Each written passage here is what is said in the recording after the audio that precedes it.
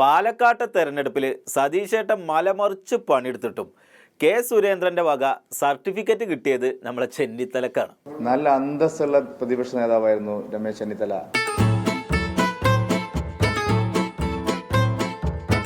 കാണുമ്പോ അറിയല്ലോ. ഇത് രണ്ടു ആളുകൾ കാണുന്നുണ്ട്. ആർക്കായാലും പ്രശ്നമല്ല, ഒരു കോൺഗ്രസ്സുകാരന് സുരേന്ദ്രന്റെ വക ഒരു സർട്ടിഫിക്കറ്റ് കിട്ടിയല്ലോ.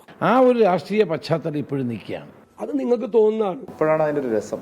അത് വളരെ വിജയകരമായി മുന്നോട്ട് കൊണ്ടുപോകാൻ കഴിഞ്ഞിട്ടുണ്ടെന്നാണ് എന്റെ വിശ്വാസം. ജനങ്ങളെ കാണുന്നുണ്ട്. അല്ല, ഇതെന്താ ഇപ്പൊ സംഭവം?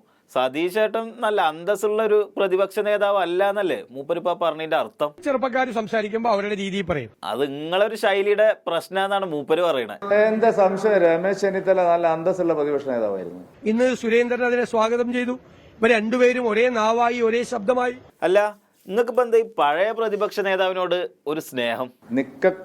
കള്ളിയില്ലാത്ത വിധം പിണറായി വിജയനെ ബുദ്ധിമുട്ടിച്ച ആളാണ്. അല്ല, നിക്കക്കള്ളില്ലാതെ ബുദ്ധിമുട്ടിച്ചിട്ട് ഓർക്കന്നെ പിന്നെയും ഭരണം കിട്ടിയില്ലേ? ജനങ്ങളുടെ ഇടയിൽ ഒരു ചലനവും ഉണ്ടാക്കിയിട്ടില്ല. അല്ല, പിന്നെ ഇപ്പൊ നിങ്ങൾക്ക് സതീശേട്ടനോട് മാത്രം ഒരു കലിപ്പ്?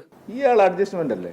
ബിജെപിയുടെ സംസ്ഥാന പ്രസിഡന്റ് ചോദിക്കുന്നു, എന്താണ് സുരേന്ദ്രേട്ടൻ ചോദിക്കും? ഇയാൾ പ്രതിപക്ഷ നേതാവാണോ? അല്ല, അതിലിപ്പോ എന്താ സംശയം? പ്രതിപക്ഷ നേതാവാണ്. ആർക്കപ്പോ ഇവിടെ സംശയം?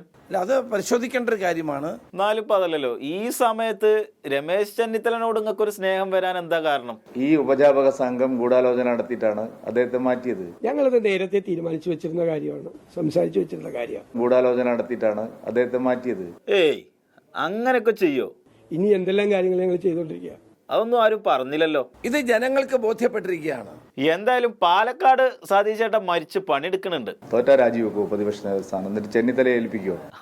സതീശേട്ടാ, തോറ്റാല് നിങ്ങളെ രാജിവെപ്പിച്ച് രമേശ് ചെന്നിത്തലനെ പ്രതിപക്ഷ നേതാവാക്കാനാണ് മൂപ്പര പൂതി.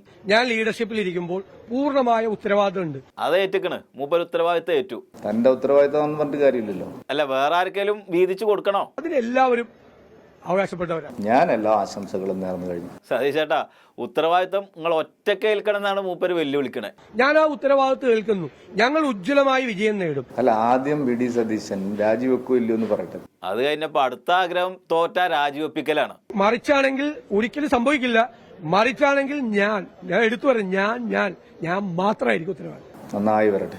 അപ്പൊ റിസൾട്ട് വന്നു കഴിഞ്ഞാൽ ഈ വെല്ലുവിളികളുടെയൊക്കെ മറുപടിയായിട്ട് ഓടിയെത്തണമെന്ന് അപേക്ഷിച്ചുകൊണ്ട് നിർത്തുന്നു.